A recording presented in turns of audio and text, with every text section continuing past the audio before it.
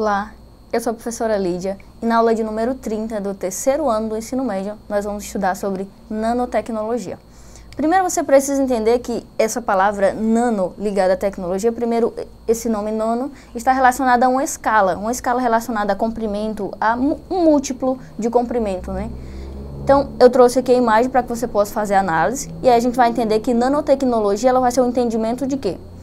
É um entendimento e controle de matéria em nanoescala, que é uma escala atômica e molecular. Então, você observa que aqui nós temos uma escala que relaciona-se a comprimentos, e aí, por exemplo, nós temos como ponto de equilíbrio aqui o milímetro. E a partir daqui nós temos múltiplos e submúltiplos.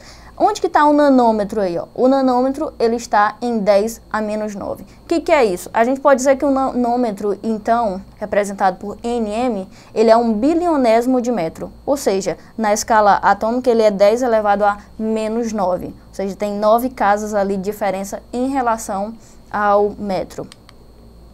Então tá bom, se a gente faz essa análise numa escala tão pequena, o que é isso, ou quais as contribuições, ou então quando começou o estudo dessas coisas ou dos materiais nesse tipo de escala? Primeiro a gente traz uma ideia principal, que é a ideia do Richard Feynman, um grande cientista que inclusive deu aula no Brasil, e aí ele começa a instigar e faz uma pergunta a respeito disso, dessa possibilidade de se utilizar os materiais menores, ou em escalas menores. Então, primeiro, a nanotecnologia ela vai ser o quê? Ela é a capacidade de criar objetos de qualidade superior aos existentes hoje e a partir da organização e organizar os átomos de forma desejada. Então, analisa-se numa escala muito menor os materiais, já em partículas, estamos falando de átomos e partículas, e a partir daí se organiza eles com algum fim, um fim de melhorar os materiais, e isso em várias áreas. As primeiras concepções foi, de fato, com o Richard Feynman, e quando ele dava uma palestra para a Sociedade Americana de Física, em 1959, ele apresentou um projeto com uma nova pesquisa, e nessa pesquisa tinha um estudo voltado para essa possibilidade aí. Essa possibilidade de organizar, ou de se entender os átomos a ponto de organizar eles da maneira em que se desejasse. Segundo o cientista, através de uma provável manipulação de movimentações dos átomos, seria possível construir supercomputadores capazes de, por exemplo, caber no bolso. Observe que essa ideia foi em 1959. E depois de muito tempo que se fez a análise de ter sim essa possibilidade de construir materiais e de manipular materiais de fato nessa escala atômica. Eu trouxe para vocês aí uma imagem que mostra a evolução, por exemplo, dos computadores. Ali em 1960 você observa aqui o tamanho já dos materiais, 1970, 1980, e você observa o último que nem está tão atualizado, mas já dá para ver uma diferença enorme nos materiais e que são criados, nesse caso computadores, para facilitar a nossa vida aí, você já pode fazer uma análise do comprimento e do tamanho em escala desses materiais. E aí as possibilidades, quais são as possibilidades que a gente tem no caso de análise nanotecnológica dos materiais? Primeiro, quando se fala de nanotecnológica, é uma tecnologia ali, porque vai se estudar e compreender os materiais, mas não necessariamente isso se aplica somente na área de tecnologia.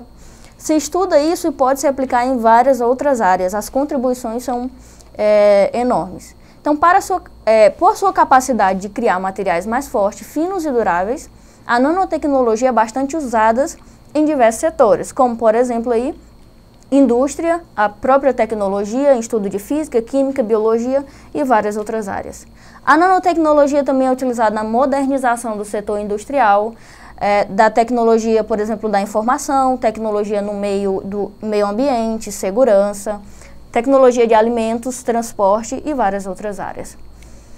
Ela também trabalha no desenvolvimento de solução que diminui o impacto no meio ambiente, por exemplo, e inclusive no tratamento de doenças. Então, assim, é uma infinidade de áreas em que se pode aplicar a nanotecnologia, que é essa análise desses materiais em escala atômica. Não somente análise, você analisa e manipula esses materiais para criar outros cada vez melhores.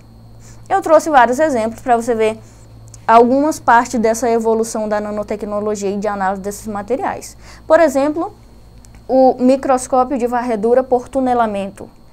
Então, o homem só pôde ver um átomo, ou o átomo individualmente pela primeira vez, em 1981, quando o microscópio de varredura por tunelamento, chamada STM, uma das mais importantes ferramentas da nanotecnologia foi criada. E a partir daí deu-se início ao estudo da nanotecnologia. Isso porque Feynman, ele faz aquela pergunta e coloca essa possibilidade de estudar e manipular os átomos, ou mover e organizar esses átomos, mas até então aquilo era muito avançado para a época, porque nem se conseguia ver um átomo ainda. Imagina você estar mudando o comportamento dele. Então, a partir de 1981, que se visualizou pela primeira vez com esse microscópio um átomo. Uma das coisas também que foi um avanço também da nanotecnologia foi o OLED. O que é essa tecnologia? É uma tecnologia com o auxílio de estudo de nanoescala, claro. Foi um dos displays OLED presente em várias TVs e smartphones. Esse tipo de tela oferece imagem com brilho maior e consumo reduzido de energia. Então, observa, isso está relacionado à tela de TV ou tela de celulares, smartphones, esses dispositivos. E cada vez mais, o que acontece? O consumidor, independentemente da área, ele quer consumir produtos com qualidade maior. E por conta disso, a nanotecnologia vem trazendo essas melhorias, uma delas é OLED. Claro que já tem vários outros, como por exemplo as telas AMOLEDs, e estão sendo criadas outras a cada momento com essa visão de melhoria dos dispositivos. E aí um deles que está bem falado, principalmente agora, depois desse período da pandemia, é a fibra ótica. Isso por uma necessidade da utilização desse tipo de tecnologia. O que é a fibra ótica?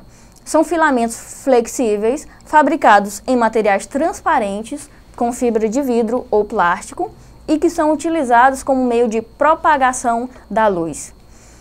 Dessa forma, a luz pode ser propagada por longa distância com perda mínima de sua intensidade. Então, tem uma grande facilidade ali.